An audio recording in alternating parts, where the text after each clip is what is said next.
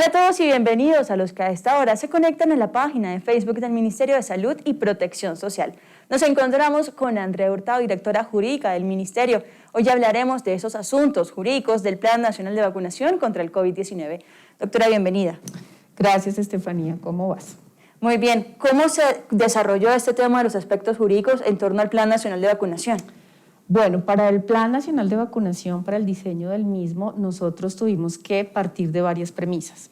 La primera premisa es que nos encontramos que la vacuna, que es un medicamento, es un bien escaso. Era y sigue siendo un bien escaso porque no tenemos o no teníamos ni tenemos en ese momento la disponibilidad de las vacunas suficientes para ser aplicadas en toda la población colombiana. Digamos que en un mismo momento, ¿cierto? Y eso nos lleva a pensar entonces si es constitucionalmente legítimo poder establecer una priorización. Digamos que el Estado colombiano suscribió contratos bilaterales con diferentes farmacéuticas para el suministro de esta vacuna. También hace parte del mecanismo multilateral, que es el COVAX, administrado por la Alianza Gavi, y digamos que consiguió estas vacunas, digamos, de una manera rápida, pronta, y efectivamente suficiente para la población, pero no en un mismo momento, ¿sí? Sino que esto depende de la capacidad de producción que tienen los fabricantes de las vacunas, de entregar las vacunas a los diferentes países con los que hicieron contratos.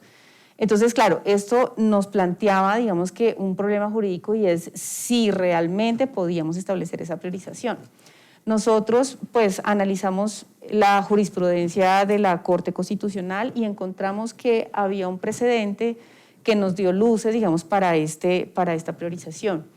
Se trata de la sentencia C-350 del 2016, si no estoy mal, del 2017. En esta sentencia la Corte Constitucional analizó la Ley 1626. La Ley 1626, digamos que establecía que la vacunación contra el virus del papiloma humano era una vacunación gratuita y necesaria para cierto grupo poblacional, para un grupo etario. Y entonces, digamos que fue demandada, ¿cierto?, con el argumento que, pues digamos que porque solamente para ese grupo etario. Entonces, en esta sentencia, la Corte lo que señala, lo primero que señala, y que es, digamos que toda una orientación para nosotros, es que la vacunación es una medida de salud pública y que esa medida de salud pública entonces hace parte de la dimensión colectiva del derecho a la salud. Entonces, nos encontramos con que el derecho a la salud tiene dos dimensiones, ¿cierto? Una dimensión individual, que atiende estas necesidades individuales de las personas, y digamos que la ley estatutaria es absolutamente clara en decir las tecnologías en salud disponibles en el país deben ser garantizadas a todos los habitantes del territorio nacional en condiciones de igualdad, pero también tiene una dimensión colectiva que tiene otros objetivos, ¿cierto? Y los objetivos están relacionados con la salud pública. Entonces, en este contexto de esta dimensión colectiva como medida de salud pública, dice la Corte, podría entenderse que sí se pueden establecer unos criterios de priorización, ¿cierto?, para acceder, digamos, a un medicamento o a una tecnología que es escasa. Lo otro que dice la Corte es siempre y cuando, digamos, que esta priorización persiga un fin constitucionalmente legítimo. Y este tiene que ser el mayor bienestar para todos. No podría ser entonces el bienestar individual de cada persona, sino el mayor bienestar para todos. De esta manera entonces nosotros empezamos a pensar en el objetivo del Plan Nacional de Vacunación y de allí sale, digamos que toda la priorización. El objetivo entonces era primero contrarrestar la morbilidad grave y la mortalidad y proteger a las personas que tienen una mayor exposición al virus, ¿sí? Entonces, de esta manera salen todos los grupos priorizados, empezando por aquellas personas que tienen más riesgo de enfermar gravemente o de morir por COVID-19 y las personas que tienen una mayor exposición al virus. ¿Cómo lo podemos ver entonces nosotros en nuestro día a día? Porque todo está estructurado a partir de cómo se desarrolló el Plan Nacional de Vacunación, pero ¿cómo lo percibimos nosotros en nuestra cotidianidad? Sí, digamos que esto tiene responsabilidades de todos los actores del sistema. Entonces, empezamos con la responsabilidad del ministerio, que es generar los lineamientos, las responsabilidades de las entidades promotoras de salud, de las instituciones prestadoras de servicios de salud, que son las que tienen, digamos, a su cargo lo que se llama el agendamiento, ¿cierto? Entonces, claro, los que estaban dentro de una misma categoría o los que están dentro de una misma categoría de priorización, pues simplemente son contactados por su entidad promotora de salud o por su institución prestadora de servicios de salud. Se enteran, bueno, digamos que eso también ha sido difundido por el ministerio, que hacen parte de los grupos priorizados, ¿cierto? Y son citados a su IPS, a la IPS que va a aplicar la vacuna. Digamos que el plan es mucho más grande que toda la priorización, ¿sí? Entonces allí estamos respetando también el derecho de autonomía de las personas, es decir, quien quiera vacunarse y considere que la información que se proporciona sobre cada vacuna es suficiente y tiene la confianza de vacunarse, podrá acudir. Quien no lo quiera hacer, pues no lo hará, pero en todo caso siempre queda abierta la posibilidad de poder programarse, de poder acceder a su vacuna cuando ya encuentre que la información es suficiente o cuando ya esté seguro, cuando ya esté convencido. Entonces, digamos que en el día a día es en el respeto que se tiene a la priorización, el agendamiento que han tenido las entidades, ¿cierto?, de primero entregarle el biológico a las personas que se encuentran dentro de esas condiciones de vulnerabilidad que identificó el ministerio. Y en el aspecto de tutelas, ¿cuántas se han instaurado y cómo va el proceso de estas? Bueno, en cuanto a tutelas, tenemos en este momento, el ministerio ha sido vinculado en más de 400 acciones de tutela que han instaurado los diferentes ciudadanos. De esas 426 más o menos con corte a la semana pasada, se han fallado más de 300, de esas 335 más o menos que se han fallado, digamos que el ministerio ha sido condenado en 36 y las demás, digamos, no ha sido condenado. Los jueces han accedido a los argumentos que ha presentado el Ministerio de Salud. Es decir, digamos que hemos, por decirlo de alguna manera, hemos perdido unas 36 tutelas, hemos sido condenados en 36 tutelas. A ver, en principio las acciones de tutela estaban encaminadas a que me prioricen a mí como persona individual. Entonces cada uno manifestaba, ¿cierto?, su situación particular y entonces decía, no, es que yo padezco de tal enfermedad y esas enfermedades no están dentro de la priorización. No, lo que pasa es que yo creo que debo ser vacunado porque resulta que yo trabajo en tal parte y tengo que tomar bus todos los días, etcétera. Entonces, digamos que los argumentos que presenta el ministerio son los que orientaron el Plan Nacional de Vacunación, y es decir, mire, aquí existe una priorización y una priorización que está, digamos, argumentada, ¿sí?, en criterios técnicos y en principios constitucionales.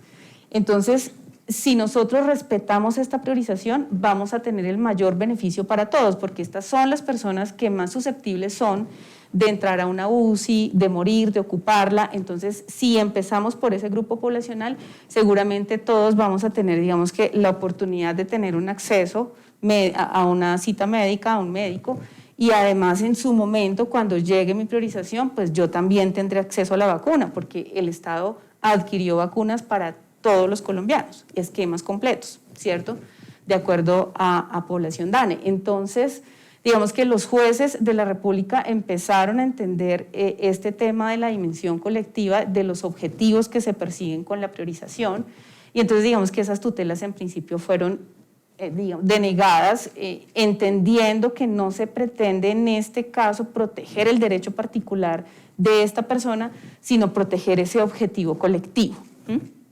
Ahora, las tutelas en las que nos han condenado son, claro, pues porque digamos que obviamente esto es el despliegue, digamos, de todo un procedimiento que es complejo y por supuesto que hay problemas. Entonces, hay tutelas que han interpuesto, por ejemplo, diferentes personas, personal médico, que si bien fueron reportados por su IPS, no aparecían en mi vacuna. Claro, teníamos problemas nosotros en el cargue de la información, entonces digamos que por supuesto que ahí accedimos obvio, a la orden del juez y sobre todo a corregir los problemas de fondo que teníamos operativamente. Las tutelas que se han perdido, digamos que sí, están orientadas más que todo es como al procedimiento para que las personas puedan aparecer priorizadas allí en mi vacuna. También para contrarrestar, digamos que estos problemas estructurales, el ministerio y sobre todo el comité de vacunas, que es el que orienta todas estas decisiones, digamos que ha intentado y lo ha hecho a través de los diferentes actos administrativos, eliminar barreras para que las personas puedan acceder. Entonces, por ejemplo, en el último decreto modificatorio del decreto que adopta el Plan Nacional de Vacunación, se establece que las personas que han sido priorizadas por edad ya no tienen que estar cargadas en mi vacuna, sino que pueden acudir a los centros de vacunación, y eso digamos que ha facilitado que las personas digamos, puedan acceder a la vacuna y ha disminuido como esos trámites administrativos que eran los que en principio nos impedían un poco acceder de manera oportuna. Cada una de las decisiones que se toman en las diferentes instancias y en los diferentes comités ¿tienen un sustento jurídico? ¿Cómo se da todo este proceso? Claro que sí. Todas las decisiones que se toman, ¿cierto? Siempre tienen un sustento técnico y un sustento jurídico, digamos que orientado por los principios del Plan Nacional de Vacunación, porque hay decisiones que son difíciles de tomar, digamos que siempre buscando principalmente el acceso oportuno de las personas, pero siempre tienen una razón jurídica. En cuanto a las decisiones tomadas por los jueces, ¿cómo procede MinSalud? Bueno, pues digamos en aquellas tutelas en donde nos han condenado, nosotros somos absolutamente respetuosos de las órdenes judiciales, las acatamos, ¿cierto? Sin perjuicio de la impugnación. Digamos que de pronto, pues sí, hay jueces que no digamos, analizan favorablemente la información o los argumentos que presenta el ministerio, o en ocasiones, tal vez por que tenemos muy poco tiempo y una cantidad de tutelas considerables que contestar y poco tiempo para hacerlo, no exponemos de manera clara y precisa los argumentos que deben, digamos, acompañar esa contestación, y ahí se producen, digamos, las condenas. Nosotros siempre las respetamos, las cumplimos, pero si no estamos de acuerdo con la decisión, pues nos vamos a la instancia que corresponda para que los argumentos sean correctamente valorados. Igual si hay una confirmación, pues siempre se ha cumplido, generalmente cuando se llega a la segunda instancia, siempre se ha cumplido con la orden del juez. Finalmente, ¿qué mensaje de confianza le podemos dar a la ciudadanía en torno a este tema jurídico en el marco del Plan Nacional de Vacunación? Bueno, pues que digamos que las decisiones que se toman tienen un soporte jurídico y que además este soporte jurídico ha siempre buscado la orientación, digamos, de las líneas jurisprudenciales que ha desarrollado la Corte Constitucional, de las sentencias que ha producido en su momento el Consejo de Estado, y que siempre buscamos que se cumpla un fin, un objetivo que sea constitucionalmente legítimo. Muchísimas gracias, doctor, y muchísimas gracias a todos los que nos acompañaron a través de la página de Facebook del Ministerio de Salud y Protección Social.